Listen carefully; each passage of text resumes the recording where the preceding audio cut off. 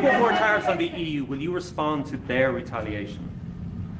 Oh, of course I'm going to respond. You will The retaliate with problem more is our tariffs. country didn't respond. Look, the EU was set up in order to take advantage of the United States. Including Ireland? Is Ireland taking advantage of the US? Of course they are. I can't, I have great respect for Ireland and what they did, and they should have done just what they did. But the United States shouldn't have let it happen. We had stupid leaders. We had leaders that didn't have a clue. Or let's say they weren't business people, but they didn't have a clue what was happening. And all of a sudden, Ireland has, our pharmaceutical companies and other, this beautiful island of 5 million people has got the entire U.S. pharmaceutical industry in its grasp. And you mentioned housing and you mentioned other things. I mean, I have property in Ireland, as you know, and I love it. It does great. But I'd like to see the United States not have been so stupid for so many years, not just with Ireland, with everybody. I looked at trade deals. I was telling the group yesterday, I looked at trade deals in term one. It's one of the reasons I decided I had to do this, because somebody had to straighten it out, and I didn't see anybody that was going to. I looked at trade deals that were so bad, I'd actually say, how is it possible that this could have happened? Who would have been so stupid to let these deals happen?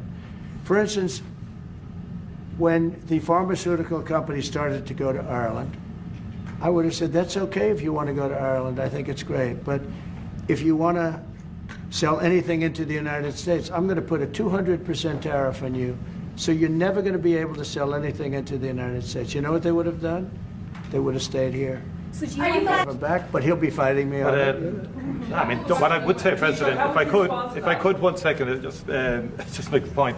It's a two-way street too, and we are investing a lot more in America now.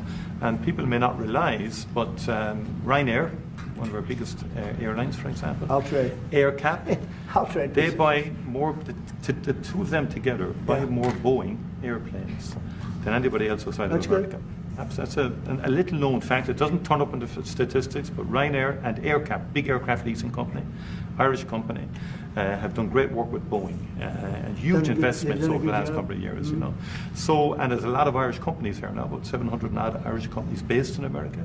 Glanbia, Smurfit, Waterrock, I was saying to you this morning, Vice President. A lot of them creating thousands of jobs in America. And it's only fair. I mean, that's correct. That's right. That's the way it should happen. And I think it's a very good relationship we have. It's a historic one. It's happened over time. We've added value to American companies. We've increased their value. They've got access to the European market, and they did all of that. I understand where you're coming from fully. But I think it's a relationship that we can develop and that will endure into the future, and will change, it will adapt, and you're evolving and you're doing things. And they've done a very good job. Now, I just will say this. But with all that we've said, we can talk about Ryanair. There's a massive deficit.